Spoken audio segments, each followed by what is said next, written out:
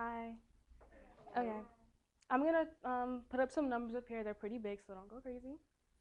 $117 billion, 61 billion, and $56 billion. Now, if you look closely, these two numbers will add up to this number. So it's just a breakdown. And we all know Oprah's a billionaire, and we probably think, oh, she makes that much money. But unfortunately, today that's not what I'm talking about. This is the total cost, direct cost, and the indirect cost of something very serious. Um, when I was a little girl, I would run into my grandparents' house, and I would always run upstairs to my grandpa and say, "Why does the house smell like this?" Because it would always smell of pork, and I hate the smell of pork. And so I was like, "I thought you were sick, Granddad. I thought you couldn't eat that." And he looked at me and say, "I know, but I love it, so I just eat it." And so I was a little kid, so I didn't really care. But 2 years ago, when I got the phone call from my mother saying, "Oh my, Daddy died," and I'm like, "What?" Like I couldn't believe it. I'm like, and then she says to me, "Well, he was always sick. He had heart cancer." And then I was like, "How do you get heart cancer?" And she told me, and that's why I'm here today. Obesity in America. This is the epidemic. It's not just the issue. It's not just a problem. It's an epidemic now, and it's so serious that I really wanted to bring it to your attention. Now, a lot of you in this room are teenagers. I know you're young and you're probably thinking, I'm not obese. I don't have anything to worry about. But you do have something to worry about, and I have it up here in a graph. There's health complications, and I broke it down into the complications of the complication. And so I have things like breast cancer, high blood pressure, high cholesterol, respiratory problems, and diabetes. And all these problems break down to more problems like heart disease, heart failure, and all of them will eventually lead to death. And no one wants to promote death in here. And so I'm going to say, who are we to blame? Do we blame the government slash various health authorities? And when I say that, we all know who the government is, but when I say various health authorities, I mean it could be a professor, it could be the director of a clinic, it could be a doctor, the media, or fast food restaurants. Do we blame them? Do we blame what we see in the media, what we hear, or do we blame ourselves? I'll start off with the government slash health authorities. I know we've all had history classes. We've all studied influenza and the Black Plague. Now, these are epidemics that swept across the nations of European countries. These two epidemics wiped out populations, just shut them out. But my whole thing is, why aren't we in America paying attention to what this did to Europe with obesity?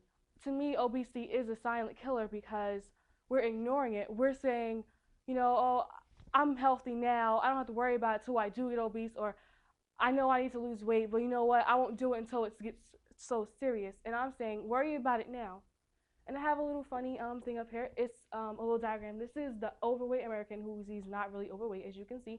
This is the overweight government. And what he says is, you really ought to consider trimming down a bit. And it's meant to be funny. It's meant to say that the government, as we all know, usually says something, but they don't really enforce it or they don't really advertise it themselves. So I'm saying, how can we blame the government or health authorities when we don't listen anyway? That brings me to the media. We've all seen this logo. We all know and have been to McDonald's. And a lot of people are blaming McDonald's, Wendy's, Burger King, all these fast food restaurant chains for the state that obesity is in, why it's growing so rapidly. But I'm saying, can you really blame them? I mean, when I walk into McDonald's, I always see all those salad advertisements, a healthy foods menu. And I know McDonald's and fast food restaurants are meant to be get in, get out, get what you need. And a lot of them, French fries have 450 calories. That's a lot. That's what is making us obese. But also, I know I watch Oprah Winfrey, and Oprah always has Dr. Oz on her show. And I'm going to show you a little clip because now I want you to pay attention to the content, but there's also something else that I want you to see.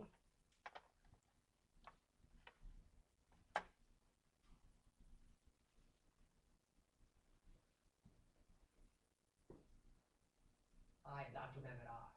Next time you get on a scale, get right off again. What matters is not your weight, but your waist. Measure your waist at the level of the belly button. Bring the tape over your hips. That number should be one half your height. Why is that important? Because if you've got too much belly fat, you've got too much omentum fat. And that omentum squeezes your kidneys, which causes high blood pressure, it poisons your liver, and causes high cholesterol. And it also blocks insulin, which causes diabetes. You don't want to have that. Healthy Kids Expo presents Dr. Oz live Friday, October 24th at the Director. Now, I hope you pay attention to the content, but what's really important to me is that Oprah is a show watched by millions. Oprah, the Oprah Show, the Tyra Show, Ellen DeGeneres, all these talk show hosts always have like health authorities, and she always faithfully. I looked on her website, Oprah.com, and she said that this season in Oprah, she's gonna have Dr. Oz on at least 4 times a month. She's gonna try to have him on once a week. So how can we blame the media when it's there? They're telling us what to do, what we should not do. How can we blame them for having this problem? So I'm saying, do we blame ourselves? This is a picture of someone who is in good shape. He's fine.